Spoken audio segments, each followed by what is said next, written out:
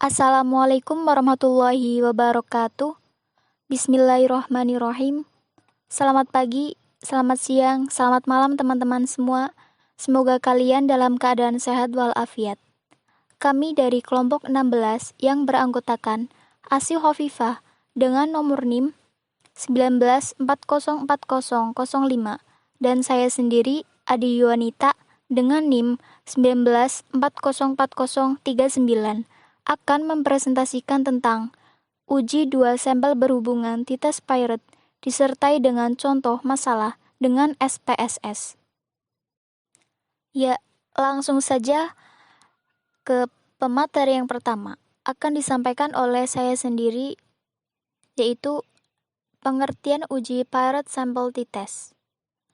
Uji Pirate Sample T-Test merupakan bagian dari uji komparatif atau uji perbandingan.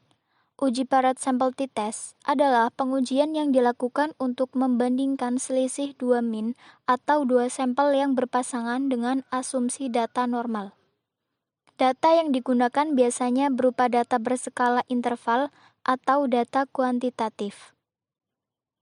Uji Pirate Sample T-Test memiliki tujuan untuk mengetahui adanya perbedaan rata-rata dua sampel atau dua kelompok yang saling berpasangan atau berhubungan. Kemudian, materi yang kedua adalah contoh masalah menggunakan uji Pirate Sample T-Test dengan SPSS. Misalnya, seorang guru ingin mengetahui mengenai pengaruh penggunaan strategi pembelajaran Answer Gallery terhadap hasil belajar dalam mata pembelajaran Bahasa Jawa pada siswa kelas 5 SDN 1 Taji tahun 2019. Untuk itu, guru tersebut melakukan 2 kali tes. Tes pertama dilakukan sebelum dilakukannya strategi Answer Gallery atau disebut dengan pretest. Tes kedua dilakukan setelah berjalannya strategi Answer Gallery atau disebut dengan post-test. Dengan melakukan 2 tes tersebut, maka guru mempunyai 2 hasil belajar siswa, yakni pretest dan post-test. Inilah yang disebut dengan sampel berpasangan atau berhubungan. Adapun rincian data hasil dari kedua tes tersebut bisa dilihat dalam tabel berikut ini. Sebelum melakukan uji Pirate Sample T-Test, maka perlu dipastikan apakah data pretest dan posttest berdistribusi normal atau tidak. Untuk memastikannya, bisa dilakukan dengan uji normalitas dengan SPSS. Adapun hasilnya sebagai berikut. Berdasarkan pada output test of normality, diketahui nilai SIG yaitu 0,345 dan 0,114. Karena nilai SIG tersebut lebih dari 0,05, maka diambil kesimpulan bahwa data post-test dan pre-test tersebut berdistribusi normal. Dengan demikian, syarat penggunaan uji Pirate Sample T-Test sudah terpenuhi. Kemudian, materi yang selanjutnya akan disampaikan oleh Mbak Asy Khofifah. Ya, baik, di sini saya Asy Khofifah akan melanjutkan materi mengenai langkah-langkah uji Pirate T-Test dengan SPSS. Nah, langkah-langkahnya nih, yang pertama, buka lembar kerja SPSS. Kemudian, klik variable view. Pada bagian name, ketik pretest dan posttest. Pada bagian decimals, ubah menjadi 0. Kenapa 0? Karena skor hasil belajar siswa dalam bentuk angka bulat, bukan dengan bentuk desimal. Pada bagian label, ketik pretest dan posttest. Pada bagian measure, pilih scale. Kemudian untuk kolom yang lainnya biarkan otomatis ya, yang di SPSS. Kalian bisa lihat pada gambar yang ada di layar. Untuk langkah yang kedua, selanjutnya klik data view atau tekan tombol CTRL+T pada keyboard. Nah, berikutnya input data ke SPSS dengan menulis skor hasil belajar siswa yang sudah terkumpul ke kolom pretest dan posttest. Untuk langkah yang ketiga, yaitu ketik menu analysis, lalu pilih compare means. Kemudian klik paired sample t-test. Nah, jika langkah yang sebelumnya ini dilakukan dengan benar, maka akan muncul kotak dialog dengan nama paired sample t-test. Karena di sini kita akan menguji perbandingan antara hasil belajar pada pretest dan posttest, maka klik mouse pada data pretest, kemudian klik tombol yang tersedia untuk memasukkan data pretest ke kotak sebelah kanan maksud saya, period variables. Nah, setelah data pretest masuk, lakukan cara yang sama pada data yang posttest. Selanjutnya nih langkah yang nomor 5 itu klik options. Nah, setelah itu akan muncul kotak dialog paired sample t-test options. Pada confidence interval percentage tulis 95. Ini tuh artinya kita menggunakan tingkat kepercayaan 95% atau signifikansi 5% atau 0,05. Lalu klik continue.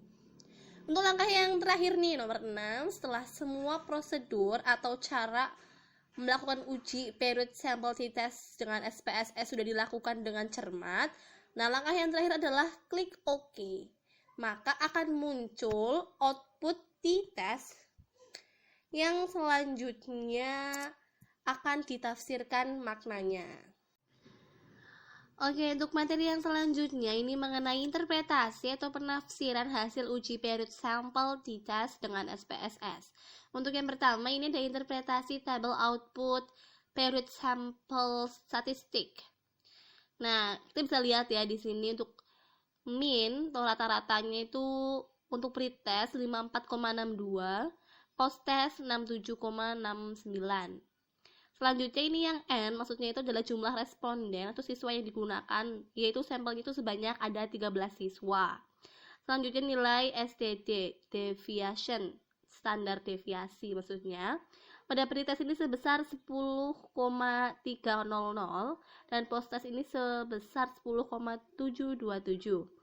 Nah, terakhir ini nilai STD error mean untuk pretest sebesar 2,857 dan untuk posttest sebesar 2,975.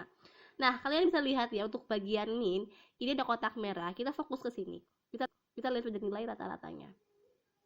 Nah, karena nilai rata-rata hasil belajar pada pretest itu 54,62 ini kurang dari posttest ya, yaitu 67,89. Maka itu berarti secara deskriptif ada perbedaan rata-rata hasil belajar antara pretest dan posttest. Kita lihat pretest kurang dari posttest ya, belajar hasilnya.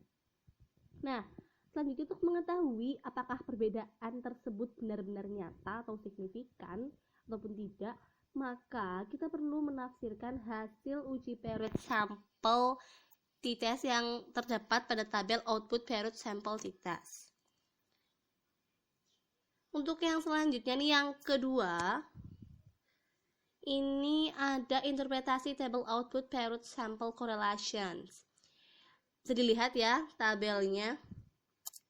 Nah, berdasarkan output di atas diketahui nilai koefisien korelasi itu yang bagian correlation itu sebesar 0,350 dengan nilai signifikansi sebesar yang bagian sig itu sebesar 0,242.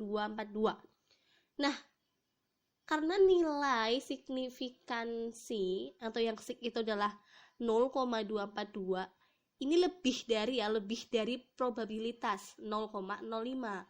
Maka bisa diambil kesimpulan nih bahwa variabel pretest dan posttest ini tidak ada hubungan. Selanjutnya untuk interpretasi table output paired sample test.